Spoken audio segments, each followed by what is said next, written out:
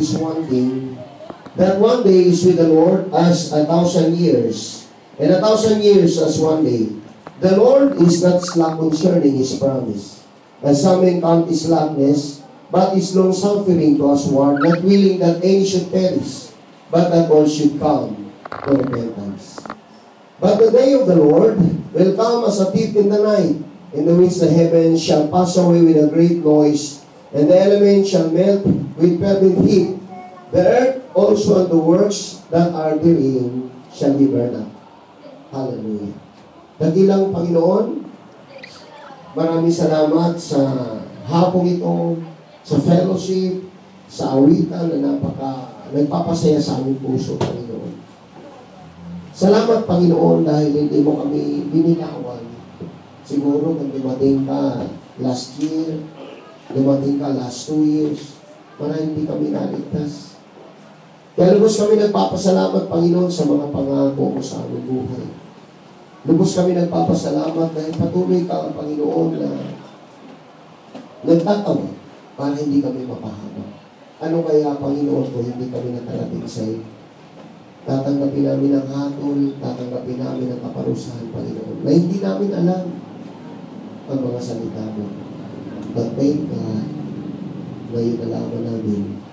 Salamat po. Salamat sa iyong kapitid. Your word, your Lord, praise our God in Jesus' name. Amen, amen, amen. Hallelujah, hallelujah.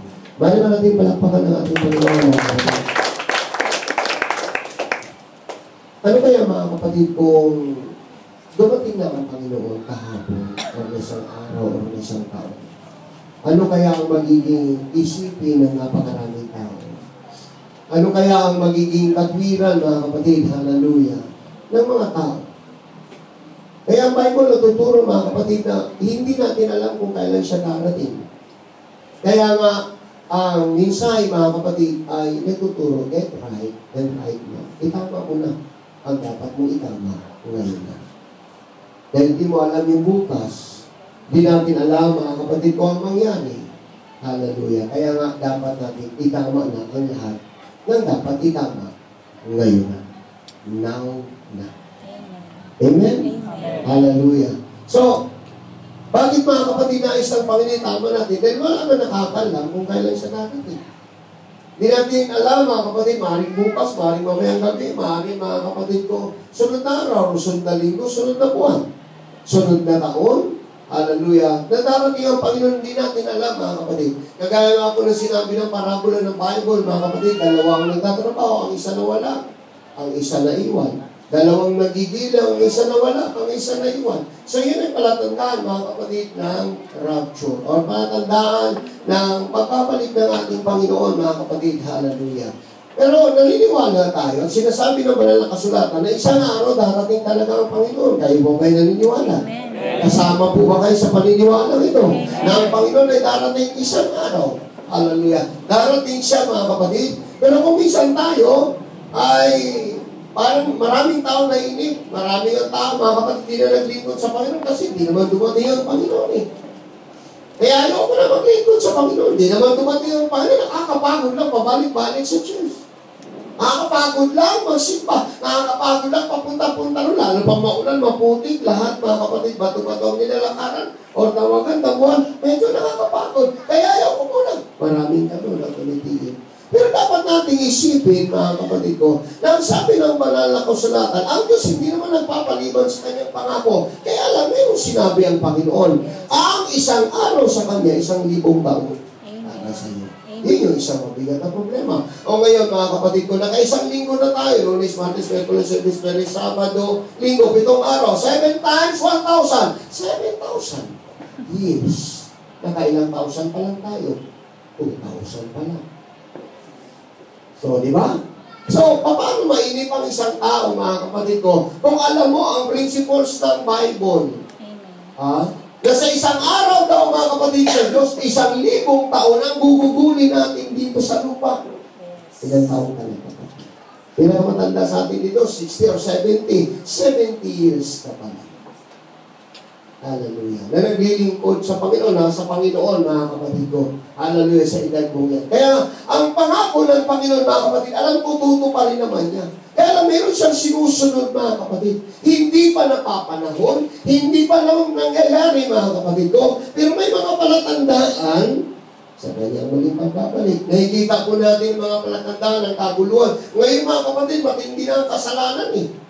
Grabe na ngayon ang kasalanan, mga kapatid. Ang pagpatay ng tao, 5,000 na lang.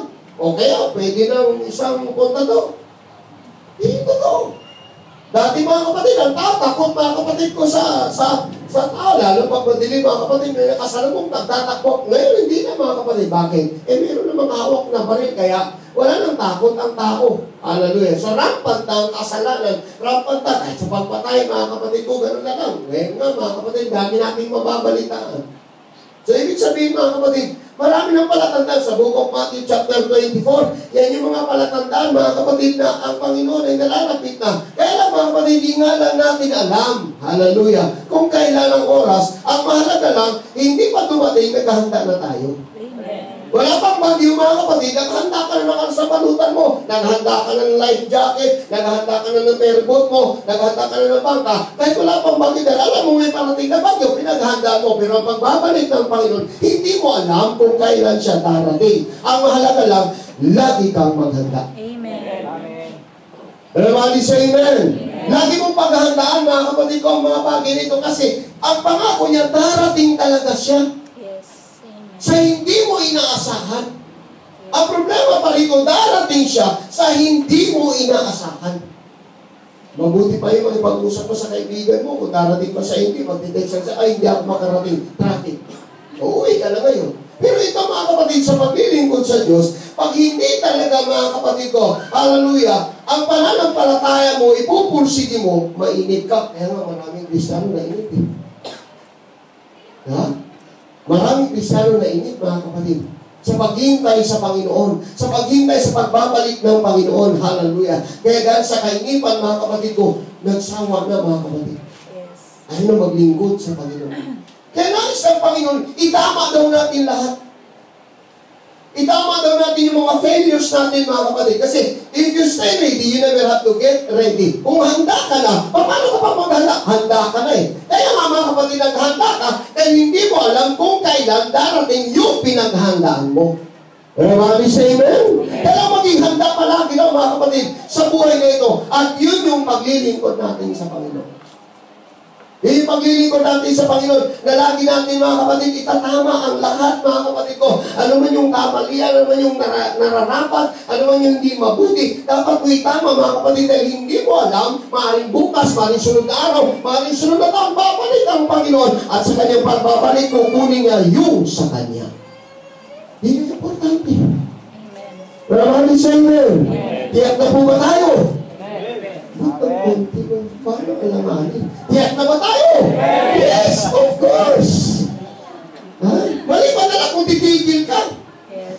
Walang katiyakan ang tumitigil, mga kapatid. Yes. Ha? Walang katiyakan, mga kapatid ko. Kaya nga, dapat ngayon itinatama natin, mga kapatid ko. Kasi ang Diyos hindi siya nag-operate sa gusto niyang schedule o sa gusto mong schedule, mga kapatid. Ang Diyos kumikilos sa schedule niya, hindi sa schedule mo. Lord, bumalik ka na. Ayaw ko ba? Maghintay ba? Amen?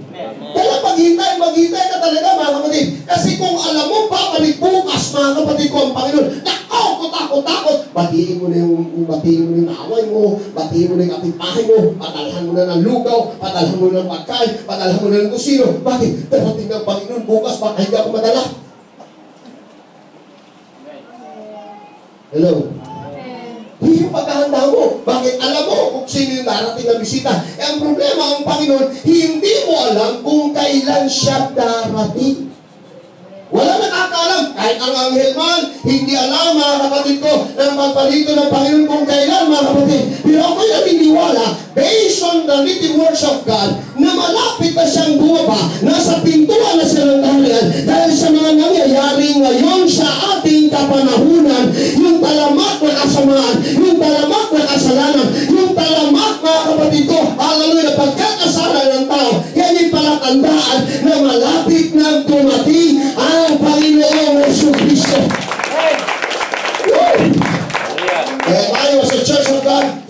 hiwalay tayo. Yes. Huwag na tayo sumali sa kanila. Yes. Kailangan natin hiwalay. Come out from among them and be separated, thus saith the Lord. Hiwalay ka lang mga kapatid ko dahil yun ang nangyayari sa ating kapaligiran mga kapatid. Amen? At ang lahat daw ay dadalhin sa kanyang hukuman. Yun yung mabigat eh. Doon ako takot. Yung judgment day. Kaya lahat itinatama natin mga kapatid. Kaya sabi ko mga kapatid ko, may paalala. Hallelujah. May pagmamahal ng Diyos dito mga kapatid. Anong sabi niya sa verse 8? But do not forget this one thing. Dear friends, with the Lord a day is like 1,000 years and 1,000 years are like a day. Hallelujah. So hindi nagbibiro siya sa kanyang mga pangako mga kapatid. Lahat dadalhin niya sa kanyang hukuman at guaranteed yun mga kapatid ko ayon sa kalooban ng ating mahal na Panginoon. Na marami na ini-ignore mga kapatid ng Diyos, pinapaliwala ang Diyos. Wow! Itama natin. Marami ngayon ayaw na maglingkod sa Panginoon mga kapatid. Hallelujah. Wow! Itama natin mga kapatid. Everybody say Amen. Amen. Kaya anong sabi ng Bible mga kapatid? Sa wikang Tagalog sa Book of Hebrews chapter 3. Ito ang sinabi ni Apostol Pablo. Hallelujah. Sa mga taga-Hebreo. Chapter 3. Verse 12. Ganito. Magsipag-ingat kayo mga kapatid, baka sakaling mayroon sa kanino man sa inyo na isang pusong masama na walang pananampalataya na naghihiwalay sa inyo sa Diyos na buhay. Kaya mag-ingat daw tayo. Baka mayroong gustong ilayo tayo. Baka may dabarkads tayo. Na pag-aaral ng linggo, ano naman simba, tayo muna tayo, mamasyal muna tayo sis. Total, meron pa namang linggo. Eh, kung di ka nakaabot ng linggo. Alam mo? Meron ba mga non-believers, mga kapatid na humikayat sa'yo, dadalhin ka sa simbahan? Saan ka dadalhin? Sa patay sindi. Nahila. Pumunti-punti ka. Kaya sabi ng Apostol Pablo, magsipag-ingat kayo mga kapatid. Ang kinakausap niya ay ang mga mananampalataya. Magsipag-ingat daw tayo. Baka sakaling mayroon sa kanino man sa inyo isang pusong masama na maghiwalay sa ating pananampalataya sa buhay na Diyos. Ingat. Ingat lang pag may tayo. Everybody say amen. Everybody say praise the Lord.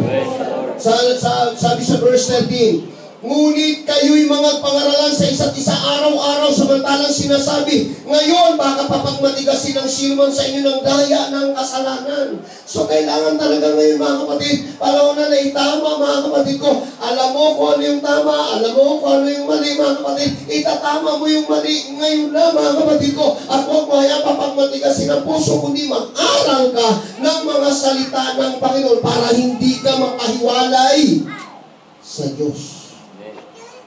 Kaya ko ba nasabi, nung Huwebe, sabi ko nga, nung nakaraang Sunday, mabango tayo sa kaawa. Oh. Pero alam nyo, mga kapatid, iiwasan ka ng kaaway kung founded ka ng salita ng Diyos. Amen.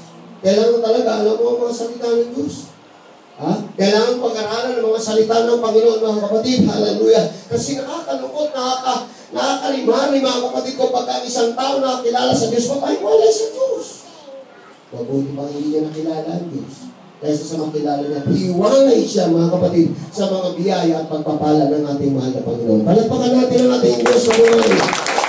Hallelujah. Ang mahalaga lang daw mga kapatid, encourage natin ang ating sarili. Maglingkod tayo sa Panginoon, paglingkuran ng ating Panginoon mga kapatid, itama natin ang ating sarili. Maging righteous people tayo mga kapatid sa harapan ng Panginoon. Kasi yun yung susi natin mga kapatid ko, para makarating tayo sa buhay na walang hanggan. Para ma-rapture tayo, para makuha tayo sa mundong ito mga kapatid ko. Hallelujah. Kailangan lang talaga yung righteousness. Hallelujah. Yung katwiran ng Panginoon, yung kalooban ng Panginoon, yung pagiging isang banal sa harapan ng Panginoon, yun yung importante mga kapatid ko. Hallelujah, dahil wala nang puwang ang mundo sa bawat Kristiyano. Amen. Amen po ba? Amen. Everybody say praise the Lord. Praise the Lord. Lalo mahirap mga kapatid, dahil sa totoo, hindi natin alam kung kailan darating ang Panginoon. Pag nagkamali po tayo,